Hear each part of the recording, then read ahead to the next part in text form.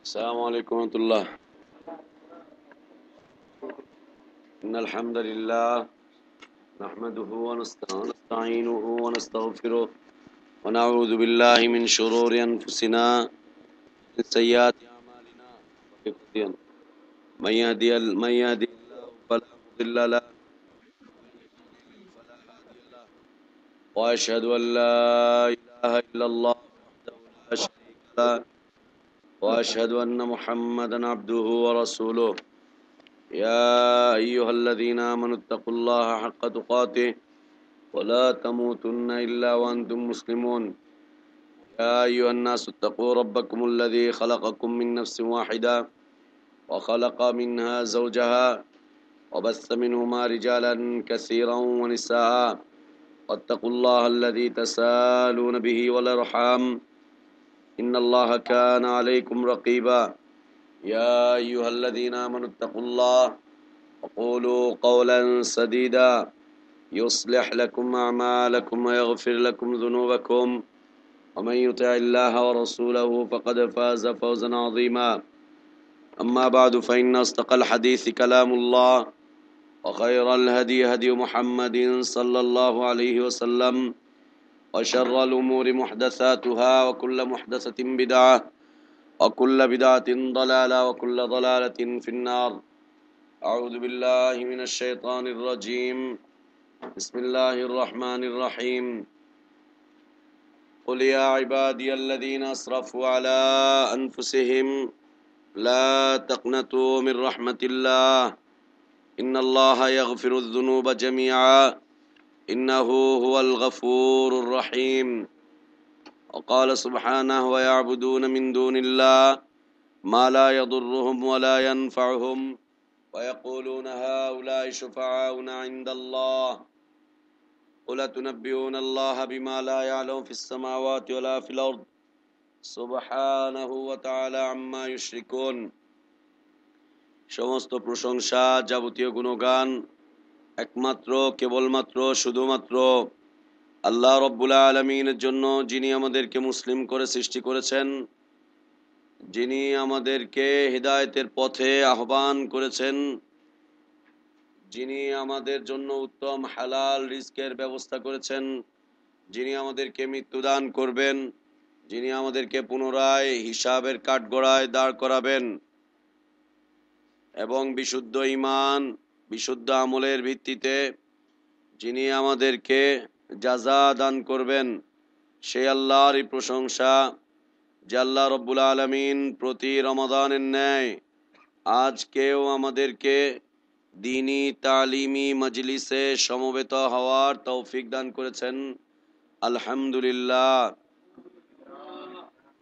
অসংখ্য অগণিত সালাতু সালাম আমাদের প্রিয় নবী, প্রিয় রসুল, প্রিয় ইমাম, প্রিয় আদর্শ ব্যক্তিত্ব, একমাত্র আদর্শ ব্যক্তিত্ব মুহাম্মাদুর রাসূলুল্লাহ সাল্লাল্লাহু আলাইহি ওয়াসাল্লামের প্রতি আল্লাহ সুবহানাহু ওয়া তাআলা যাকে কল্যাণের আধার করে বিশ্বমানবতার জন্য মুক্তির দূত করে পাঠিয়েছিলেন, যার আদর্শের বাস্তবায়ন করা প্রত্যেক জাতি ধর্ম বর্ণ নির্বিশেষে সকল শ্রেণী পেশার মানুষের জন্য ফরজ করে দিয়েছেন এবং যার আদর্শের বাস্তবায়নের মধ্যেই মানবতার ইহকালীন কল্যাণ পরকালীন মুক্তি নিহিত রয়েছে, যার আদর্শের বাস্তবায়নের মধ্যেই রয়েছে মানবতার প্রকৃত হেদায়েত, সেই আদর্শ নবী, আদর্শ রাসূল, আদর্শ ইমামের প্রতি সালাতু সালাম।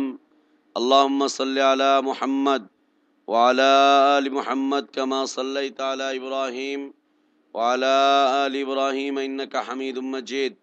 আল্লাহুম্মা বারিক আলা মুহাম্মদ ওয়া আলা আলি মুহাম্মদ কামা বারাকতা আলা ইব্রাহিম ওয়া আলা আলি ইব্রাহিম ইন্নাকা হামিদুম মাজিদ।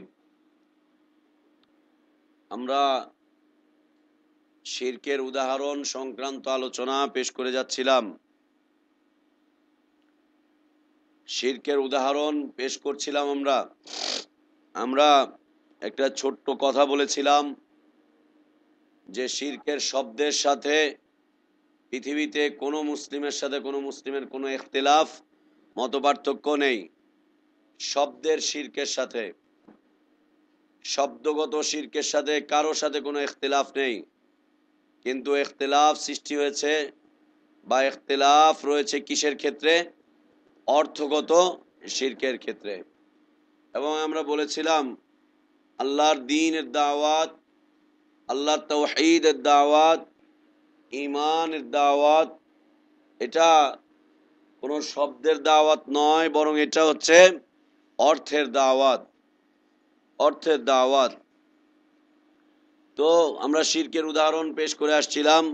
আমরা গতকালকে শিরক ফিত তাসাররুফ এবং শিরক ফিল ইলম এই দুটি ক্ষেত্রে আমরা উদাহরণ পেশ করে এসেছিলাম। আজকে আমরা আলোচনায় নিয়ে আসবো শিরক ফিল ইবাদাত এবং শিরক ফিল আদাত। ইবাদতগত শিরক, আদতগত শিরক। ইবাদতগত শিরক এবং আদতগত শিরক, যেগুলো যেগুলো ইবাদতের ক্ষেত্রে হয়ে থাকে, আমরা সামান্যই উপমা পেশ করছি, 2টা 4টা 6টা উদাহরণ আমরা পেশ করছি, যেগুলো একেবারে প্রসিদ্ধ, একদম প্রসিদ্ধ যেগুলো, সেগুলোকে আমরা উপমা হিসাবে পেশ করছি। এছাড়াও আরো অসংখ্য শিরক রয়ে গিয়েছে পৃথিবীবাসীর কাছে বা আমাদের দেশের মানুষগুলোর কাছে, ইবাদতগত শিরক। আমরা কালকে বলেছিলাম যে যত প্রকার শিরক রয়েছে তার মধ্যে হতে সবচাইতে ভয়ঙ্কর শিরক হচ্ছে জ্ঞানগত শিরক, যা দেখা যায় না, বুজুর্গির নামে আমাদের কাছে চলে আসে, যা বোঝার উপায় নেই, আকাবিরের নামে আমাদের কাছে এসে বসবাস করছে, যা আমরা চিন্তাও করছি না, কিন্তু সেটা জ্ঞানের মাধ্যমে ইসলামের নামে আমাদের মাঝে ইসলামাইজ করে সেটাকে রেখে দেওয়া হয়েছে, জ্ঞানের মাধ্যমে ইসলামাইজ করে আমাদের মধ্যে রেখে দেওয়া হয়েছে, আমাদের মধ্যে এটাকে টিকিয়ে রাখা হয়েছে জ্ঞানের মাধ্যমে।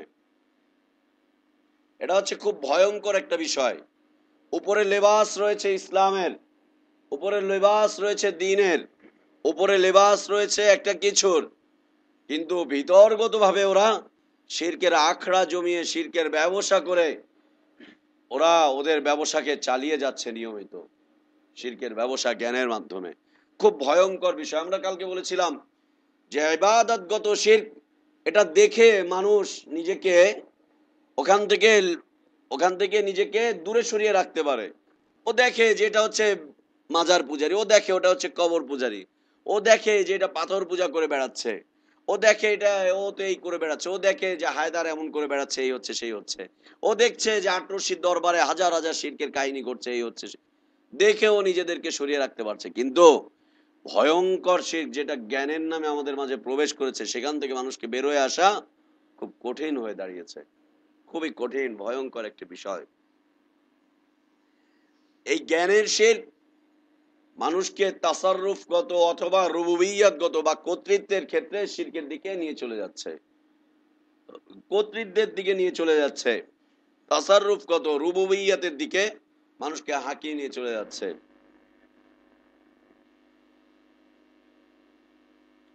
তো ইবাদতগত শিরক,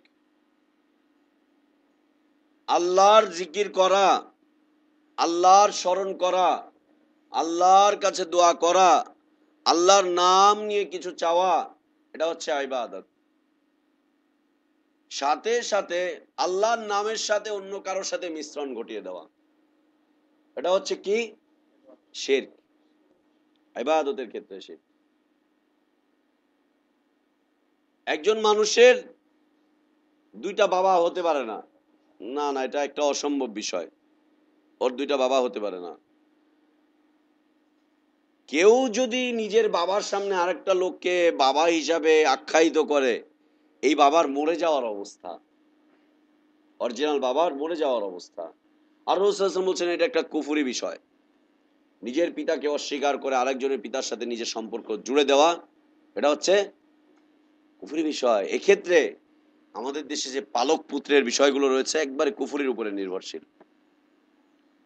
পালক পুত্র, পালক মেয়ে, ও বাচ্চাটির কাছে ওর জন্মদাতা পিতার পরিচয়কে গোপন করে রাখা হয় দীর্ঘদিন পর্যন্ত, দীর্ঘদিন পর্যন্ত।